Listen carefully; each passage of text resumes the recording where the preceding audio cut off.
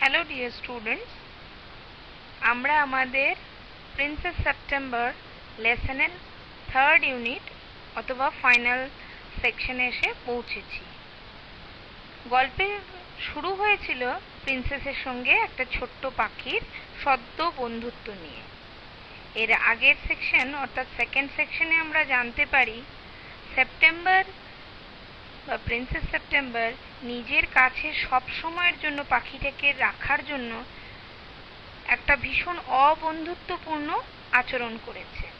Princess September পাখিটাকে একটা সোনার খাঁচায় বন্দি করে রাখে।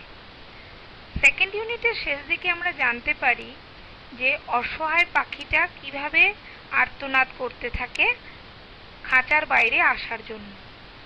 সেপ্টেম্বর তখনও তাকে বোঝানোর চেষ্টা করে যে সেপ্টেম্বর যেহেতু ওকে খুব ভালোবাসে তাই ওকে সব ধরনের সাহায্য করতে প্রস্তুত। তাই এই ইউনিটে আমরা প্রথমেই পাচ্ছি কিভাবে সেপ্টেম্বর নিজের বন্ধুত্বের প্রমাণ দিতে পাখিকে সকালবেলার ভ্রমণে নিয়ে যাচ্ছে। She picked up the cage and walked down to the lake around which grew the willow trees. পাখিটা সেকেন্ড ইউনিট যখন শেষ হয় তখন পাখিটা প্রিন্সেসকে রিকোয়েস্ট করে যে ও কিছুতেই গান গাইতে পারবে না যতক্ষণ না ও রাজার লেক বা জলাশয়, উইলো trees are growing rice in the field দেখতে পায়, অর্থাৎ মুক্তি পায়। কিন্তু প্রিন্সেস ওই কথাটার আক্ষরিক অর্থটাই ধরে নেয় এবং প্রিন্সেস কি করে সোনার খাঁচাটা তুলে নিয়ে তুলে নিয়ে খাঁচাটাকে ওয়াক ডাউন টু দ্য লেকের চারিপাশে ঘুরে বেড়ায়। সেই লেকের চারিপাশে যেখানে উইলো ট্রিগুলো বেড়ে উঠেছিল, অর্থাৎ উইলো ট্রি ঘেরা যেটা লেক সেটার চারিপাশে প্রিন্সেস খাঁচাটাকে নিয়ে ঘুরে বেড়ায়। তোমরা নিশ্চয়ই জলাশয়ে আশেপাশে তাল গাছের সারি দেখেছো, ওদের দেশে উইলো ট্রি সেরকম জলাশয়ের পাশে হয়। She stood at the edge of the rice fields that stretched as far as the eye could see. Princess দাঁড়িয়ে থাকে কোথায়? ধারে, প্রান্তে। এজ মানে হচ্ছে প্রান্ত বা ধার। রাইস ফিল্ডস বা যেগুলো ধান চাষের জমি সেটার পাশে দাঁড়িয়ে থাকে এবং এত দিগন্ত বিস্তৃত জমিতে ধান হয়েছে যে চোখ যতদূর দেখতে পায় ততদূর শুধু ধান জমিই রয়েছে। খুব সুন্দর একটা দৃশ্য। I'll take you out every day, she said. সে বলে উঠল, আমি আজকে যেমন তোমাকে নিয়ে বেড়াতে বেরিয়েছি প্রতিদিন তোমাকে এরকম করে বেড়াতে বেরোবো। I love you. এখন প্রিন্সেস কনফেস করে যে আমি তোমাকে খুব ভালোবাসি and I only want you to make happy. আর ওর একটাই চাহিদা বা স্বপ্ন প্রিন্সেসের, যে প্রিন্সেস চায় যেন পাখিটা খুশি থাকুক। কিন্তু কেউ কি বন্দি দশায় খুশি থাকতে পারে? এই সামান্য কথাটা প্রিন্সেস বুঝতে চাইছে না। It's not the same thing, said the little bird. ছোট পাখি বলে উঠল, এটা সেই একই রকমের কথা নয়। The rice fields and the lake and the willow trees look quite different when you see them through the bars of a cage. এই যে সুন্দর ইমেজারিটা, এই rice fields, the lake, the উইলো trees, সেগুলো কিন্তু অত্যন্তই অন্যরকম দেখতে লাগে যদি তুমি বার্স অফ দ্য কেজ মানে খাঁচার যেগুলো লোহার বেড়ি, সেই খাঁচার বেড়ির ওপাশ থেকে দেখো। মানে যেখানে এই রাইস ফিল্ডস, লেক, উইলো ট্রি সবই তুমি দেখতে পাও, কিন্তু সেটাকে স্পর্শ করার বা সেটাকে এনজয় করার ফ্রিডম তোমার নেই। Freedom is priceless. সেই ফ্রিডমটা যখন থাকে না তখন কিন্তু এগুলো উপভোগ্য মনে হয় না। So she brought him home again and gave him supper. Princess দেখছে পাখি তবুও খুশি হচ্ছে না, তাই she brought him, brought মানে হচ্ছে bring এর past tense, bring মানে আনা, সে এনে ফেললো পাখিটাকে বাড়িতে আবার, and gave him supper, এবং তাকে খেতে দিল।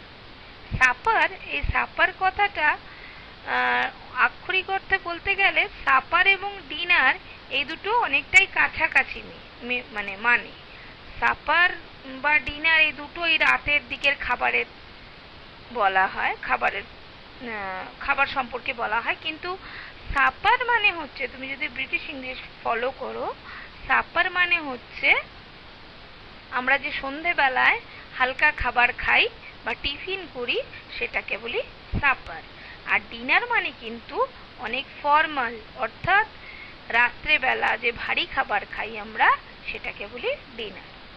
তো প্রিন্সেস এখানে পাখিটাকে খেতে দিল, but he wouldn't it a thing, কিন্তু প্রিন্সেস যতই খেতে দিক না কেন পাখি কিন্তু একটা দানাও মুখে তুলল না। কারণ এর আগে অবধি পাখিটা হয়তো বিশ্বাস করেছিল যে প্রিন্সেস তাকে সকালে দরজা খুলে দেবে, কিন্তু যখন সে দেখল যে না, প্রিন্সেস কিন্তু তার বিশ্বাসের মর্যাদা দেয়নি, তখন পাখিটা আস্তে আস্তে ব্রোকেন হার্ট হয়ে গেছে, অর্থাৎ পাখিটার বিশ্বাস ভঙ্গ হয়েছে। The princess was anxious, princess কিন্তু খুব চিন্তিত হয়ে উঠল। অ্যাংসাস মানে ওয়ারিড। প্রিন্সেস চিন্তিত হয়ে উঠল যে গত রাতেও তো পাখি ভালো করে খেয়েছে, আজকে কেন খেলো না? গত রাতে পাখিটার বিশ্বাস ছিল প্রিন্সেসের উপরে, কিন্তু এখন আর সেই বিশ্বাসের কোনো আস্থা নেই। Perhaps he will have got used to his cage by tomorrow, she thought. Princess নিজেকেই বোঝাতে থাকলো যে পাখির এই যে বন্দি দশা বা খাঁচার ভেতরের যে জীবন, সেটাই পাখি আস্তে আস্তে অভ্যস্ত হয়ে যাবে, আজকে না হোক কালকে অভ্যস্ত হয়ে যাবে। And next day when she awake, she cried out good morning in a cheerful voice. পরের দিন যখন প্রিন্সেসের ঘুম ভাঙে, awake মানে ঘুম ভাঙলো, she cried out good morning in a cheerful voice. cheerful মানে জয়ফুল। দেখো, এই যে পরের দিন সকালবেলা ঘুম থেকে উঠেই প্রিন্সেস পাখিকে ডাকছে গুড মর্নিং বলে, এটা যেন ফার্স্ট ইউনিটে পড়া ইমেজটার রিভার্স ইমেজ, অর্থাৎ পুরো বিপরীত image.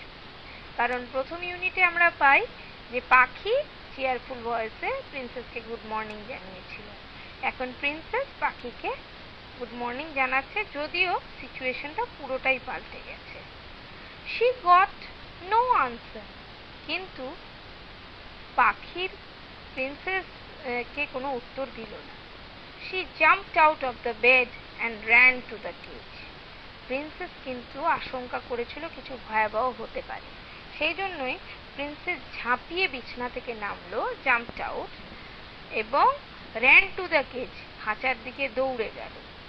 she gave a startled cry, for there the little bird lay with his eyes closed, and he looked as if he were dead. খাঁচার কাছে পৌঁছেই প্রিন্সেস প্রচন্ড দূরে চিৎকার করে উঠল। startle মানে চমকে দেওয়া, চমকে যাওয়া যে চিৎকারটা হয় সেটাকে বলে startle cry। কারণ কেন চমকে উঠলো? কারণ ও গিয়ে দেখলো the bird lay with his eyes closed, পাখি নিজের চোখ বন্ধ করে পড়ে রয়েছে, and looked as if he were dead, দেখে মনে হলো পাখিটা যেন মরে গেছে। আচ্ছা, এখানে তোমাদের বলবো হির সঙ্গে past tense be verb-এ জেনারেলি was লিখি আমরা, তাহলে হি ওয়্যার লিখেছে কেন? হি ওয়্যার বা আই ওয়্যার এই ধরনের সেন্টেন্সের ইউসেজ আছে বা ব্যবহার আছে ইংরেজিতে। কখন এই ধরনের সেন্টেন্স ব্যবহার করা হয়? হি ওয়্যার বা আই ওয়্যার যখন কোনো অবাস্তব সম্ভাবনা বা ইচ্ছে বা আশা এগুলোকে প্রকাশ করতে হয় তখন এই ধরনের ব্যবহার করা হয়। যেমন if I were a bird, যদি আমি একটা পাখি হতে পারতাম। মানুষের দ্বারা তো পাখি হওয়া সম্ভব নয়, সেই অসম্ভব সম্ভাবনাকে বোঝানো হয় আই ওয়্যার দিয়ে। তোমরা এরকম বাক্য লিখতে পারবে। এবং এখানে আমরা কি পেলাম, যে প্রিন্সেস ভাবলো যে পাখি বোধহয় মরেই গেছে। She opened the door and lifted him out. চট করে দরজা খুলে পাখিকে বার করে নিয়ে আসলো প্রিন্সেস। শি গেভ আ সব অফ রিলিফ। বার করার পর কিন্তু শি গেভ আ সব অফ রিলিফ। সব অফ রিলিফ মানে হচ্ছে স্বস্তির কান্না। মানে কান্না, সব মানে তো ক্রাই জানোই তোমরা। রিলিফ মানে হচ্ছে কমফোর্ট, মানে কিছু একটা দেখেও কমফোর্ট ফিল করলো। কি সেটা? For she felt that his little heart was beating still. কারণ প্রিন্সেস অনুভব করলো ওই তো পাখি এখনো, পাখির হৃদয় ধাক্কা দিচ্ছে, অর্থাৎ পাখি এখনো বেঁচে আছে। Wake up, wake up little bird, she said. ও বলে উঠলো, প্লিজ লিটল বার্ড, ওঠো ওঠো। She began to cry and her tears fell on the little bird. Princess কিন্তু সত্যি পাখিকে ভালোবাসত। ও ওকে মেরে ফেলতে চায়নি। ও হয়তো একটু বোকার মতো কাজ করেছিল, কিন্তু ও ভালোবাসত। তাই পাখিকে ওরম মৃত্যু মুখে দেখে প্রিন্সেস কাঁদতে শুরু করে দিল এবং চোখের জল গড়িয়ে পড়ল। tears fell on, গড়িয়ে পড়ল পাখিটার উপর, লিটল বার্ড। লিটল বার্ড কি বলে উঠল? I cannot sing unless I am free, and if I cannot sing, I die, he said. ও বলে উঠল, আমি গান গাইতে পারবো না। আর কেন পারবো না? কারণ আনলেস আই এম ফ্রি, আমি যতক্ষণ না ফ্রিডম পাবো, অর্থাৎ মুক্তি পাবো, আমার নিজের মতো থাকতে পারবো, ততক্ষণ আমি গান গাইতে পারবো না। And if I can not sing, আর যদি আমি গান গাইতে না পারি, আই ডাই, আমি মরে যাব। Then take your freedom, the princess said.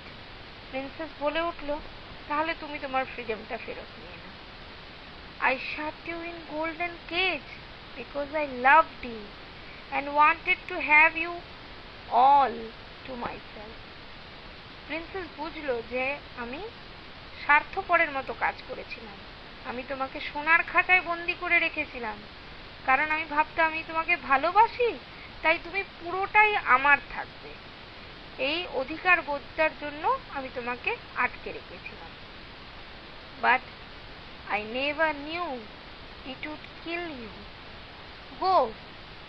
Princess বলল, আমি কখনো জানতাম না যে আমার এই কাজটার জন্য তুমি মরে যেতে পারো বা তুমি মৃত্যু মুখে চলে যেতে পারো। যাও, fly away among the trees and that are round the lake and fly over the green rice fields. যাও, উড়ে যাও সেই গাছগুলোর ওপরে, যেই গাছগুলো জলাশয়কে ঘিরে থাকে, আর উড়ে যাও সেই সবুজ ধানের ক্ষেতের ওপরে। I love you enough to let you be happy in your own way. বলছে, আমি কিন্তু তোমাকে অনেক ভালোবাসি, এতটাই ভালোবাসি যে তুমি তোমার মতো খুশি থাকো, সেটা আমি মেনে নিতে পারবো এবং সেটা আমি মেনে নিতে চাই। তাই তুমি চলে যাও, আমি তোমাকে মুক্তি দিচ্ছি। প্রিন্সেস রিয়েলাইজ করে গিয়েছিল, nothing is much precious than life, not even love. ভালোবাসার থেকেও কিন্তু ইম্পর্টেন্ট হচ্ছে জীবন।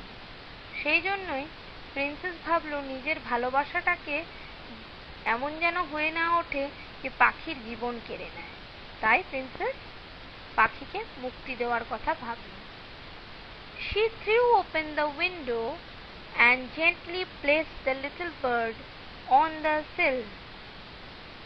সে কি করলো?